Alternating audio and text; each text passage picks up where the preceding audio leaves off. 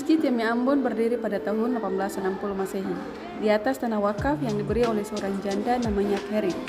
Sebelumnya masjid ini cuma berdinding serta beratap daun rumbia dengan tiang kayu. Masjid yang demikian kecil itu rupanya tidak dapat lagi memuat jemaah sebab penganut agama Islam makin bertambah di pulau ini. Hingga di tahun 1898 dibuatlah satu masjid baru di atas tempat masjid lama yang memiliki bentuk semakin besar dan beratap seng. Di tahun 1933, kota Ambon direndung banjir karena meluapnya Sungai Wai Batu Gajah. Demikian dahsyatnya banjir itu hingga menghanyutkan beberapa rumah masyarakat di kiri serta kanan sungai itu. Termasuk juga masjid yang berupa semi permanen ini turut hancur juga ditembus banjir bandang. Setelah banjir bandang itu, pembangunan kembali lagi masjid baru yang bangunnya bertambah permanen. Dikerjakan di tahun 1936, dipelopori oleh Imam Ambon.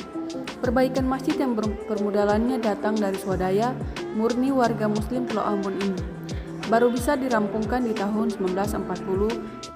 Semenjak tahun 1940, Masjid Jami Ambon diurus oleh satu yayasan yang baru dibuat di tahun itu. Di samping untuk sholat Jumat serta sholat 5 waktu, Masjid Jami Ambon ini dimakmurkan dengan beberapa pekerjaan keagamaan sebab daya tampung masjid belum mencukupi. Sesaat jumlah jemaah makin melonjak, karena itu pengurus masjid mengupayakan untuk memperlebar bangunan masjid.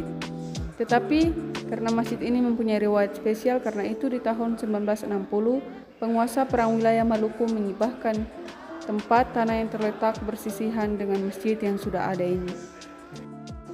Masjid Jami juga pernah mengalami kebakaran ketika perang.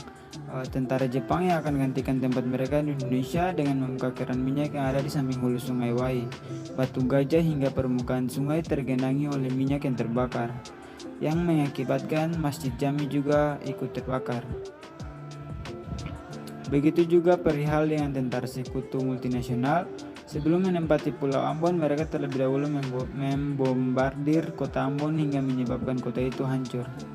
Tetapi pada saat itu Masjid Jami masih berdiri tegar, meskipun bangunan sekelilingnya rusak karena terserang pecahan bom.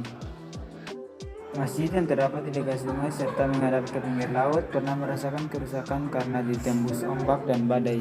Sejauh ini Masjid Jami Ambon jadi salah satunya tempat bertandang pelancong sebab peranannya yang bersejarah itu. Khususnya golongan muslimin yang bertandang ke kota Ambon tentu meluangkan salat di masjid ini.